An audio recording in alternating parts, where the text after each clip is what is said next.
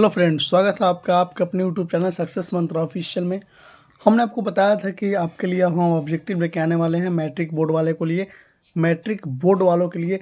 तो आज हम ऑब्जेक्टिव के सीरीज में लेकर हाजिर है हिंदी का पहला चैप्टर, जिसका नाम है श्रम विभाजन और जाति प्रथा। तो आइए इसके क्वेश्चन नंबर 1 देखते हैं।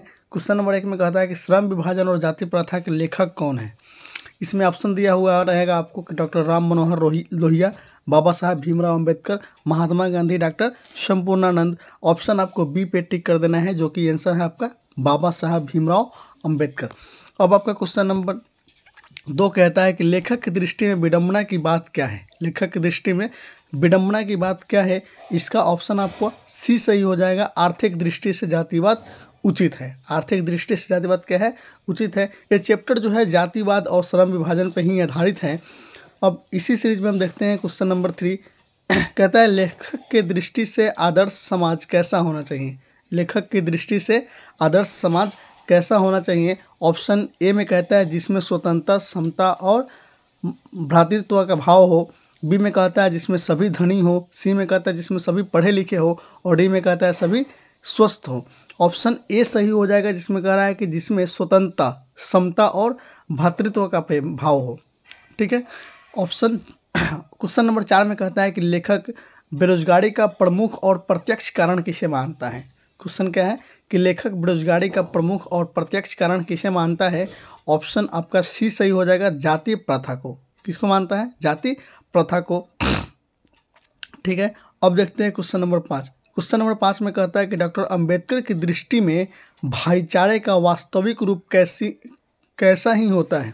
यानी कि डॉक्टर अंबेडकर की दृष्टि में भाईचारे का वास्तविक रूप कैसा ही होता है। ऑप्शन ए में कहता है कि दूध और शक्कर के मिश्रण की तरह, दूध और पानी के मिश्रण की तरह, तिल और गुड़ के मिश्रण की तरह, पानी और नमक के मिश्रण की तरह। आपको सही सही ऑप्शन पर टिक लगा देना है। इसका आंसर हो जाएगा आपका बी। इसका बी में क्या कहता है कि दूध और पानी के मिश्रण की तरह होना चाहिए। ठीक है। अब देखिए क्वेश्चन नंबर 6 में कहता है कि डॉक्टर भीमराव अंबेडकर का जन्म कब हुआ था। डॉक्टर भीमराव अंबेडकर का जन्म हुआ था 14 अप्रैल 1891 को। 14 अप्रैल 1891 को डॉक्टर भीमराव अंबेडकर का जन्म हुआ था। ठीक है। क्वेश्चन नंबर 7 है आपका कि डॉक्टर भीमराव अंबेडकर का जन्म कहाँ हुआ था। तो डॉक्टर भीमराव अंबेडकर का जन्म हुआ था महू, मध्य प्रदेश में। महू गांव का नाम हो गया, जगह का नाम होगा, जो कि मध्य प्रदेश राज्य में आता है।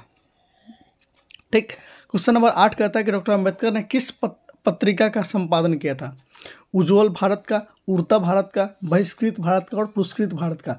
तो बहिष्कृत भारत का। किसका किया था, बहिष्कृत भारत का। 9 में कहता है कि भारतीय संविधान के निर्माता के रूप में हम किन्हें जानते हैं। भारतीय संविधान के निर्माता के रूप में हम किन्हें जानते हैं। एक में है, ए में है महात्मा गांधी, बी में पंडित जवाहरलाल नेहरू, सी में है भीमराव अंबेडकर, डी में है सुभाष चंद्र बोस। तो हम आपको सी, ऑप्शन सी पे टिक लगा देना है, जो कि है भीमराव अंबेडकर, क्योंकि इन्होंने ही भारत के संविधान को लिखा था, जिसके तहत भारत की जितने रूल रेगुलेशन है सब चलते हैं। अब देखिएगा क्वेश्चन नंबर 10 में कहता है कि डॉक्टर अंबेडकर का वाडुमय हिंदी के कितने खंडों में प्रकाशित हो चुकी है। डॉक्टर अंबेडकर का वाडुमय हिंदी कितने खंडों में प्रकाशित हो चुकी है। ऑप्शन ए में है 15 खंडों में, बी में है 17 खंडों में, सी में है 19 खंडों में, डी में है 21 खंडों में। तो आपका ऑप्शन डी सही हो जाएगा। 21 खंडों में संपादन इसका किया गया है, प्रकाशित किया गया है। क्वेश्चन नंबर 11 में कहता है कि आधुनिक सभ्य समाज कार्यकुशलता के लिए किसे आवश्यक मानता है। आधुनिक सभ्य समाज कार्यकुशलता के लिए किसे आवश्यक मानता है। श्रम विभाजन को, धन विभाजन को, जन विभाजन को और जाति विभाजन को। ठीक है। तो इसका ऑप्शन आपको ए हो जाएगा। ऑप्शन ए में क्या है, श्रम विभाजन को। ठीक है। अब देखिएगा क्वेश्चन नंबर 12 में कहता है कि डॉक्टर भीमराव अंबेडकर के पिता का क्या नाम था। डॉक्टर भीमराव अंबेडकर के पिता के क्या नाम था। रामदेव सकपाल, रामजी सकपाल, रामकिशुन सकपाल, राधे राम सकपाल।